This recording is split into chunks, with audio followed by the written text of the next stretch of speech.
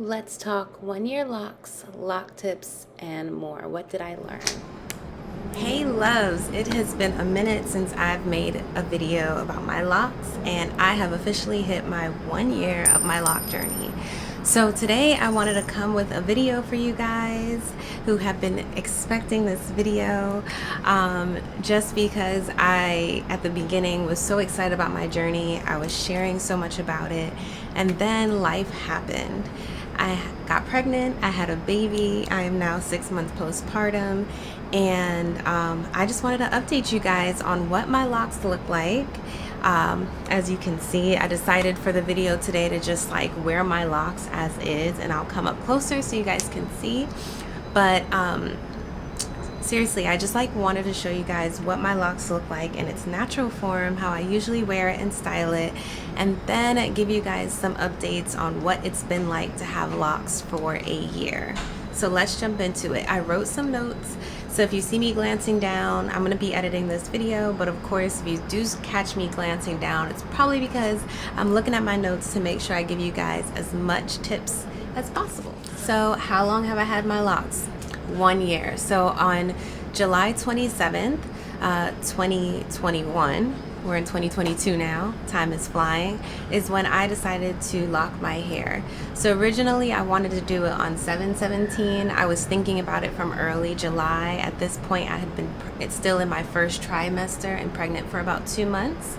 So I was like, what should I do? Like, I want a change. I want to do something to my hair. I've always wanted to try locks, and I felt like being drawn to the lock journey just was like divine timing for where I was in my life. I wanted to focus on keeping my own power. I wanted to focus on growing in confidence, also holding on to my energy.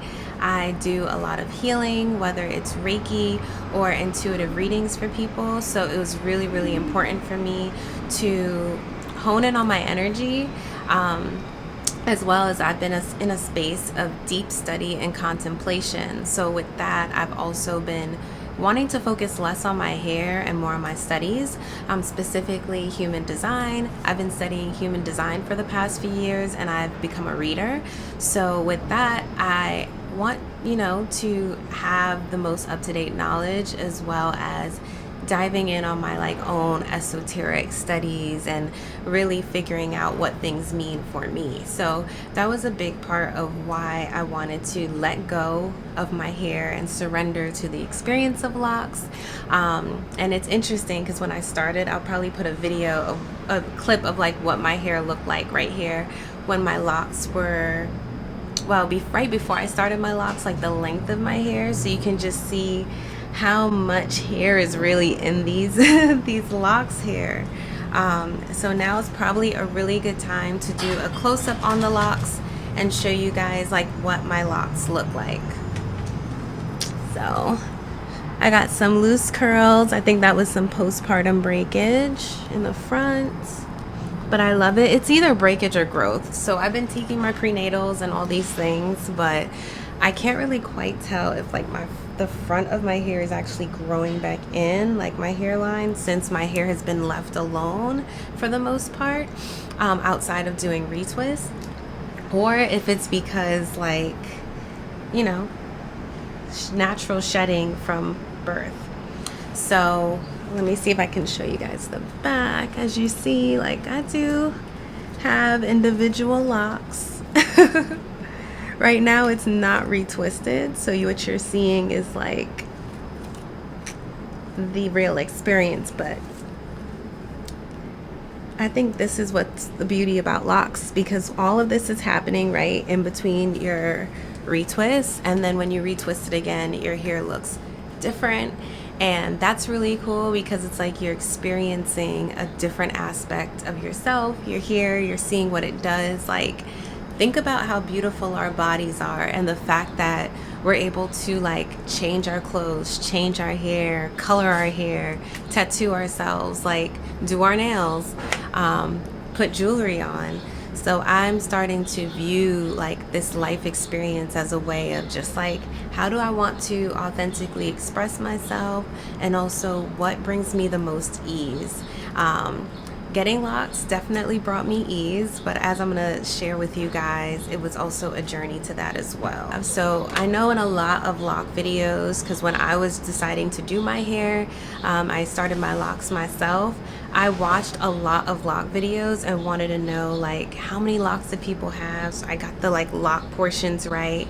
Well, guess what? Everyone's hair is different, everyone's hair locks different, and as much as you can go off of that as like a gauge, like I would say the best thing is to find someone with your similar texture hair. So most of you who've been drawn to this video probably have 3C hair, and the algorithm's doing what it gotta do.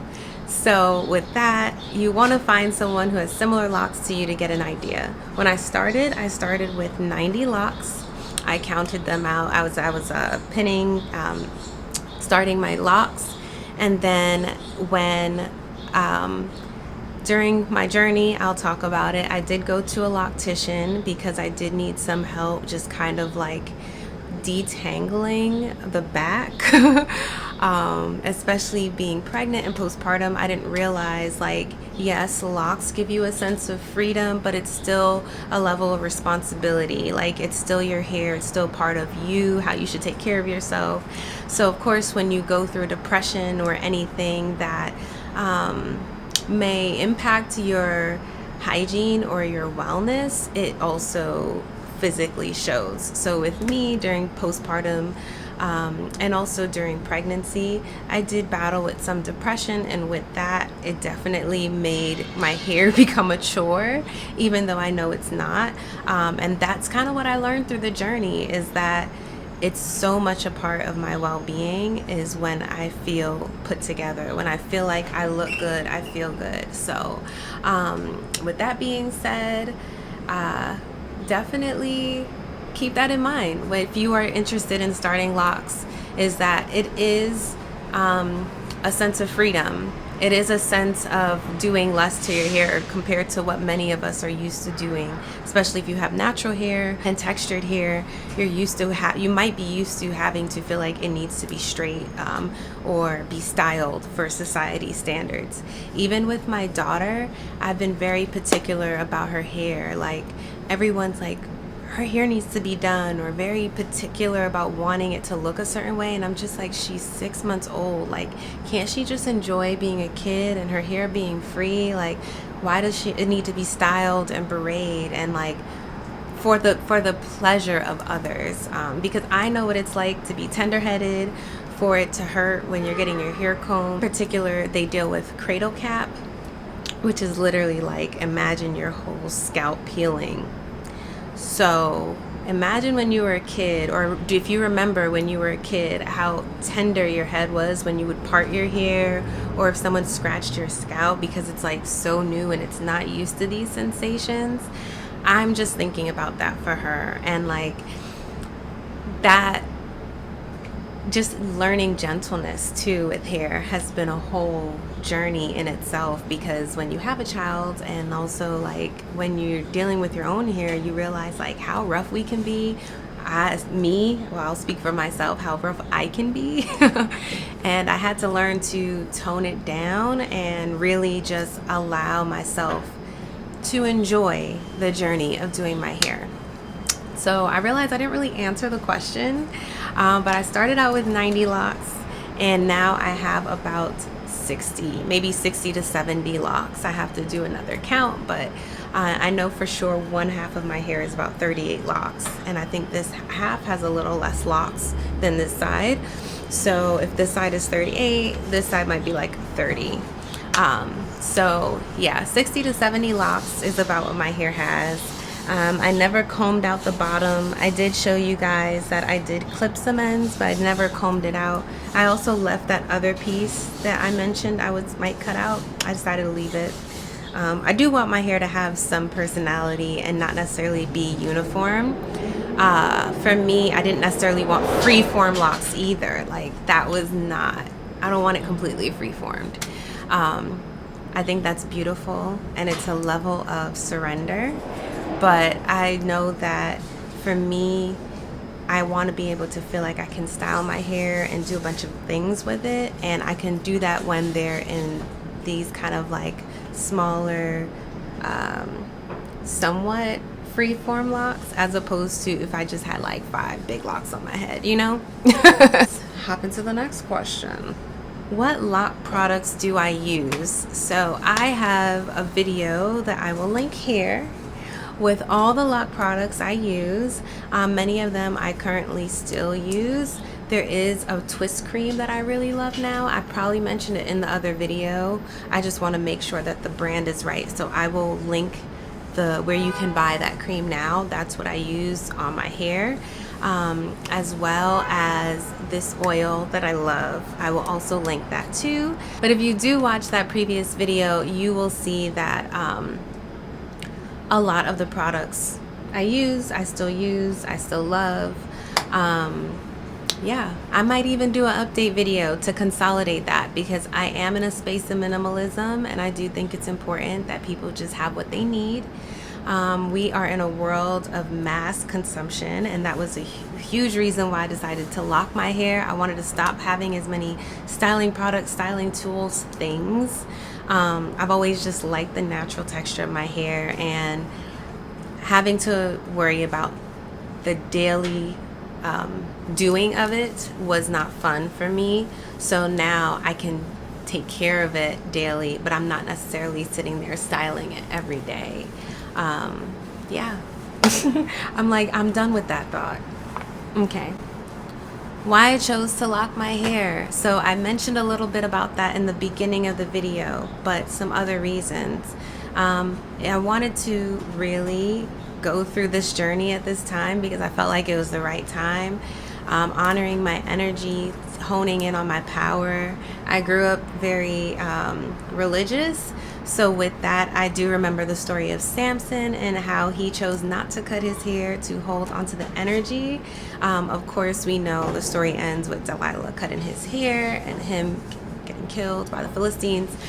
Anyway, a big point for me was like, how can I, learn good habits, a good routine, and also find a sense of confidence and surrender to this experience. And I've noticed it also has brought me tons of consistency. So when you are in a confusing space, sometimes you'll be called to do things to bring clarity, like whether it's a spiritual routine, wellness habit, like you're starting. And you'll notice with adding this thing that it changes your life in ways that you didn't expect. I feel like that's what locks did for me. The lens, that's what locks did for me. It helped bring me a sense of clarity and consistency. I realized there were times I wanted to quit just because I was just I'm tired of having to detangle. These starter locks, the back was getting really overwhelming to deal with, constantly matting up because I have pretty fine hair and curly hair, so it's just a recipe for tangling and detangling. So I was just how do I minimize this? And I think I lost track a little bit, but anyway, by choosing to lock my hair, it's helped me learn to minimize change. It's can you stick to something for a year, for 2 years, for 5 years? It has been really tempting to take them out, or to be maybe I should just cut it and let it do what it needs to do, just grow the curly part, just grow, because as you can see, a lot of the top of my hair is still not locked. The ends just started really locking. But yeah, so with that, it takes consistency to get your hair to lock. So if you quit within the first year before your hair even locks, you're not getting to see the progress or feel the success of what your hair might look like once you allow it to do its thing. And I like the fact that it kind of shrunk up into this long bob because I get to enjoy my hair at this length. Without necessarily cutting it, and I still feel like I have all my hair. It's also thickened my hair up, even though my hair, I guess when it's curly and goes a few days without being washed, it thickens up. But I notice a natural just puffiness with it like this. Okay, so next question. Getting help with my locks. So again, because of the back, I was like, let me get help with my locks. And I decided to go to a loctician. And it was really great because we ended up having a lot of synchronicities. We had a mutual friend in common or person in common. And that was really cool to know that I'm connecting with someone who has connected with someone I know who's also really into like spiritual things. So I felt safe, but I also took my time. I didn't rush to go to her. I kind of waited for the right person to be invited into my space.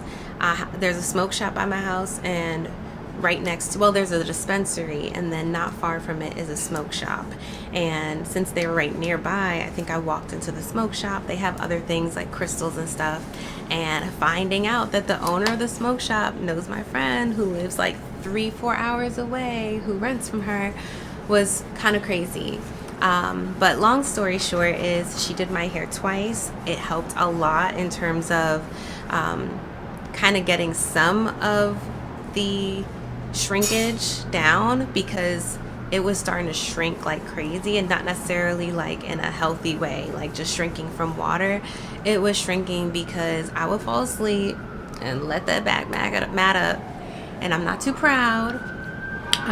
But it was definitely a learning curve. And I also was like, if I don't want my hair to do this again, how am I going to learn from this experience?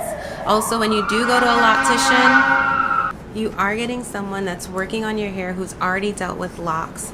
And at this way, they can give you not only a new do, but they can give you tips on how to maintain your hair, because you're sitting with a professional who's working on your hair.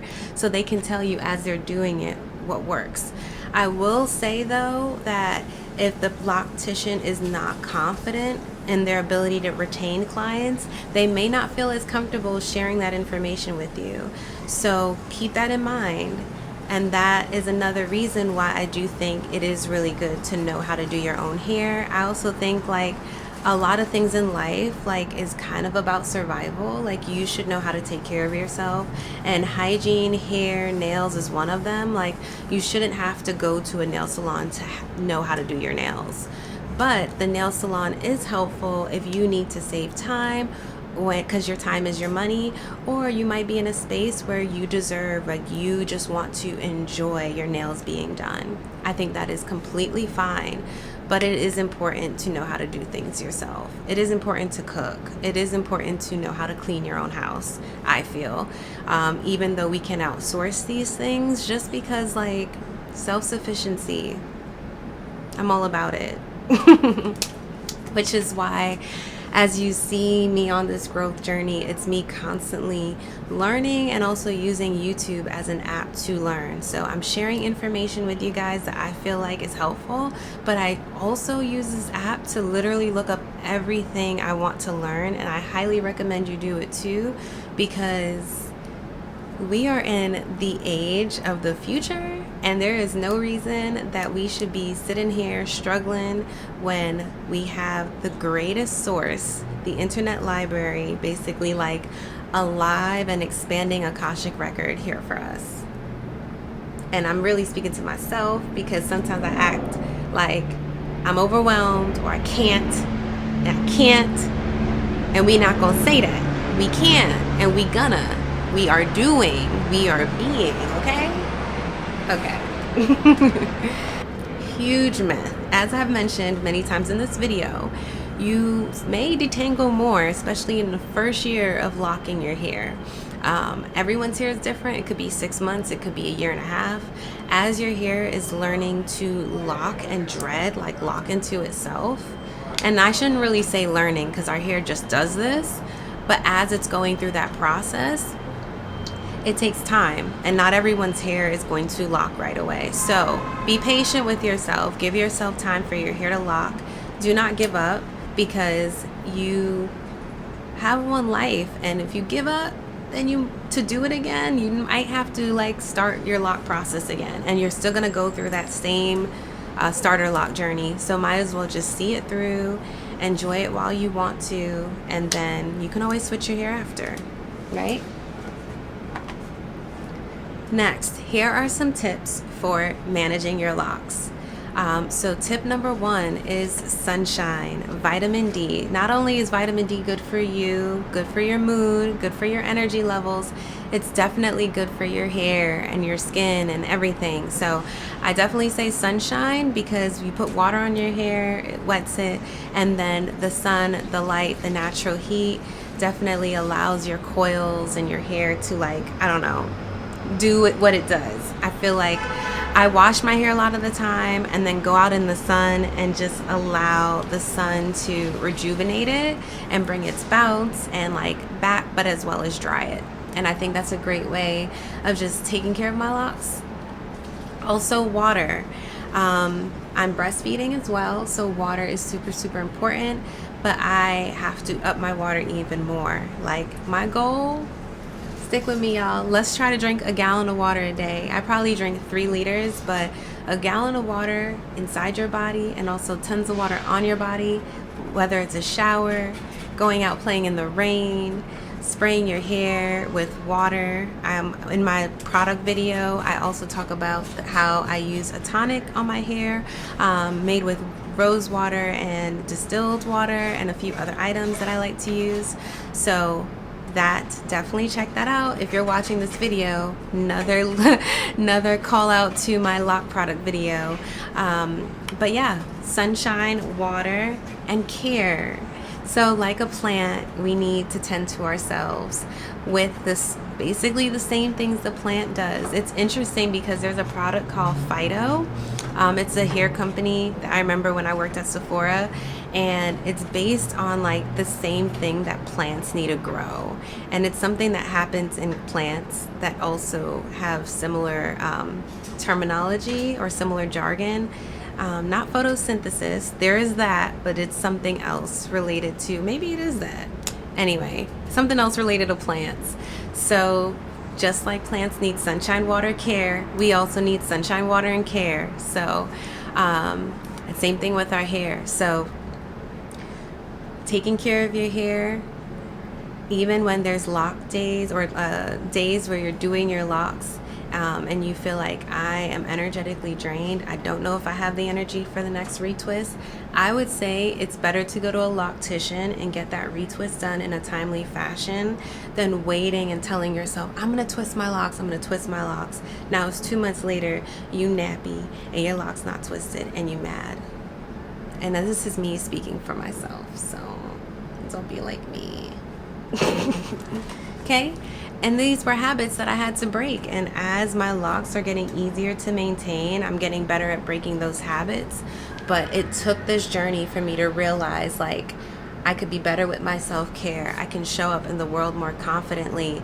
I can exude main character energy, which is like, if you see this video and you watch my last video, which I should link here, you'll see I wasn't exuding main character energy. I was speaking a lot of positive things, but I feel like I wasn't showing up in the way I knew I wanted to show up. So that's what this journey's brought me to. I want to show up every day as my best self. And that doesn't always have to be what I physically look like, but my hair journey has shown me it does. There is a correlation between how I physically show up and how I physically feel. So with that, I've left a lot of tips. I've said a lot of things. This unedited video is already 25 minutes and counting. So I love you guys. I cannot wait to share this video, my links, my tips. If you like this video and want to see more videos on wellness, human design, motherhood, lifestyle, esoteric wisdoms, please watch my channel. I have so much more to come, and I'm just super excited to be in this space of just comfort, ease, and ready to create. So love you guys, and stay tuned.